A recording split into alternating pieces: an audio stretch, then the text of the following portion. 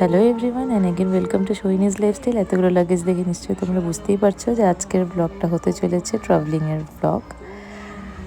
আর আমিও এখানে রেডি হয়ে গেছি, কোথায় যাব সেটা তোমাদেরকে পরে বলছি। তো রেডি হয়ে আমরা এখানে টোটো করে স্টেশনের উদ্দেশ্য বেরিয়ে পড়েছিলাম।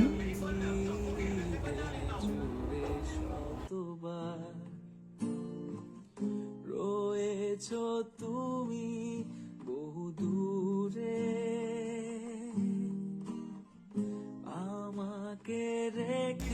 আর এখানে টোটোর থেকে নেমে তারপরে আমি ট্রেনের দিকে যাচ্ছিলাম।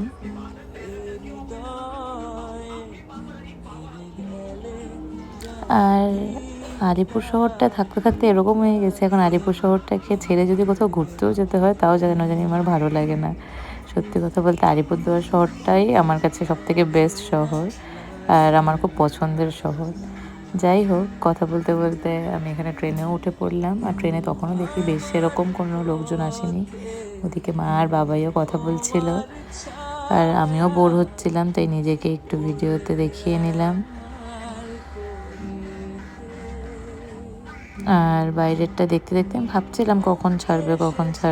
আমরা যেহেতু ট্রেনে যখনই ট্রাভেল করি না কেন আমরা অনেকটাই আগে আসার ট্রাই করি, কারণ এরকম একবার হয়েও ছিল যে আমাদের ট্রেন ছুটে গেছিলো। আর এখানে আমি মার সাথে বসেছিলাম আর তারপর আমাদেরকে গল্প করতে দেখে বাবাইও আমাদের সাথে জয়েন হয়। আমরা তিনজন মিলে ট্রেনে বসে হাসাহাসি করছিলাম। কী বিষয়ে করছিলাম সেটা তো মনে নেই, কিন্তু হাসাহাসি করছিলাম। আর এদিকে কথা বলতে বলতে আমাদের ট্রেনও ছেড়ে দিয়েছে স্টেশন থেকে।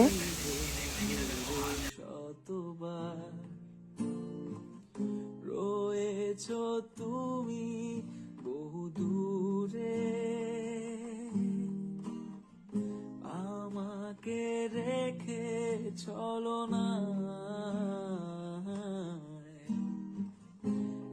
হৃদয়ে ভেঙে গেলে জানো কি।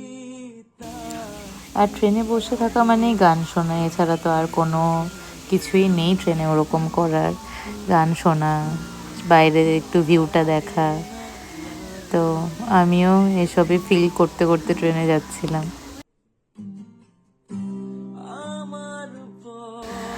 সত্যি কথা বলতে গেলে বেশিক্ষণ গান শুনতেও আমার একদমই ভালো লাগে না। তো ট্রেনে যাচ্ছি, কিছু স্ন্যাক্স তো খেতেই হবে, তাই ব্যাগের থেকে চিপসটা বের করে খাচ্ছিলাম।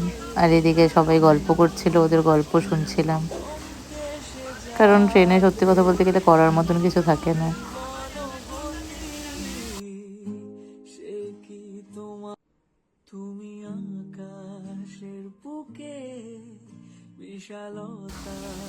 আর ট্রেনে যাবো, ঝালমুড়ি খাবো না তাই কখনো হয়? আর স্পেশালি আমার মা ট্রেনে কোথাও গেলে ঝালমুড়ি ছাড়া যেন মার চলেই না।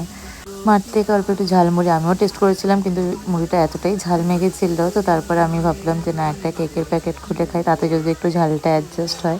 আর আমি সেখানে এতটাই বোর হচ্ছিলাম, আমার মনে হচ্ছিল যে খাওয়া দাওয়ার থেকে ভালো সাথী আর হতে পারে না।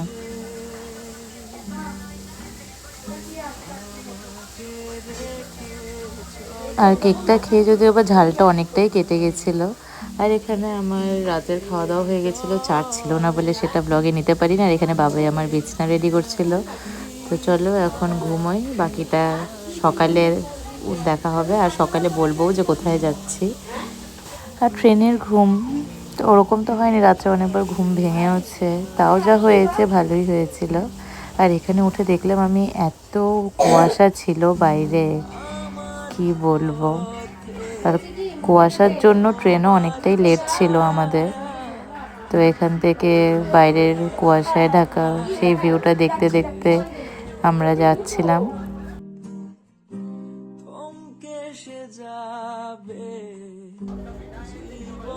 আর এখানে আমরা স্টেশনে নেমেও পড়েছি। আর হ্যাঁ, তোমাদেরকে তো বলাই হয়নি যে কোথায় যাচ্ছি।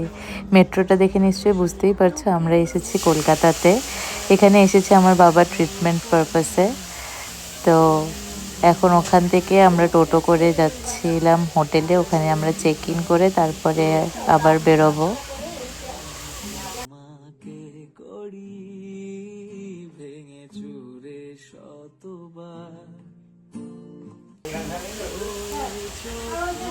আর এখানে হোটেলে এসে স্নান করে ফ্রেশ হয়ে রেডি হয়ে বেরিয়েও পড়েছি। আজকে যদিও বা বলতে যেহেতু আমরা নেমেছি, তো আজকে ট্রিটমেন্টের ওরকম কোনো কাজ তো নেই, তাই ভাবলাম আজকের দিনটাকে আর ওয়েস্ট না করে একটু ঘোরাঘুরি করে নিই। আর যেমন ভাবনা তেমন কাজ। তো আমরা দুপুরে খাওয়া দাওয়া করে ফ্রেশ হয়ে বেরিয়েও পড়েছি।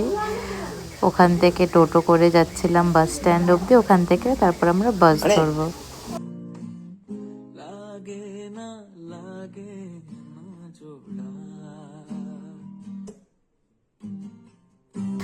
টোটোর থেকে নেমে এখানে ওয়েট করছিলাম বাসের জন্য।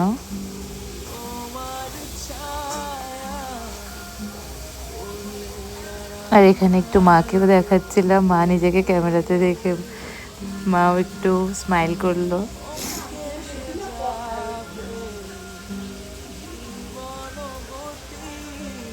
আর বাসের জন্য ওয়েট করতে করতে আমরা এখানে বাসে উঠেও পড়লাম।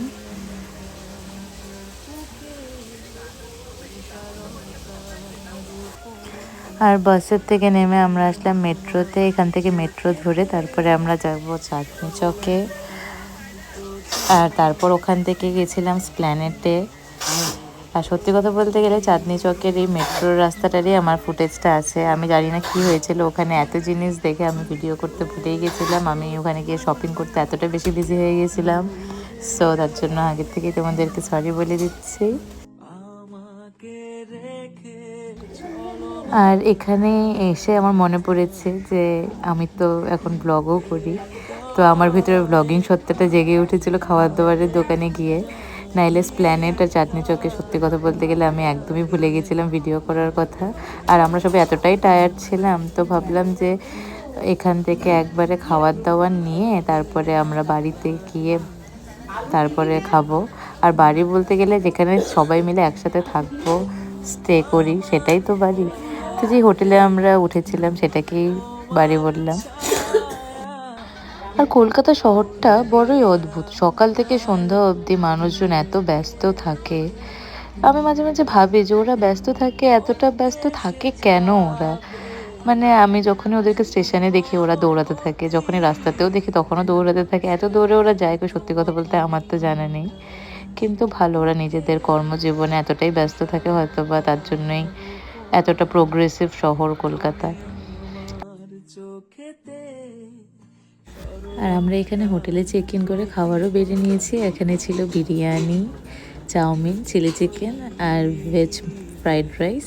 আর আমরা সবাই মিলে অল্প অল্প করে সব কিছুই টেস্ট করছিলাম। আর খাওয়া দাওয়াগুলো সত্যি কথা বলতে ভালোই ছিল, কিন্তু বিরিয়ানিটা আমার অতটাও ভালো লাগেনি। বিরিয়ানির মধ্যে গোলাপ জলের স্মেলটা একটু বেশি ছিল।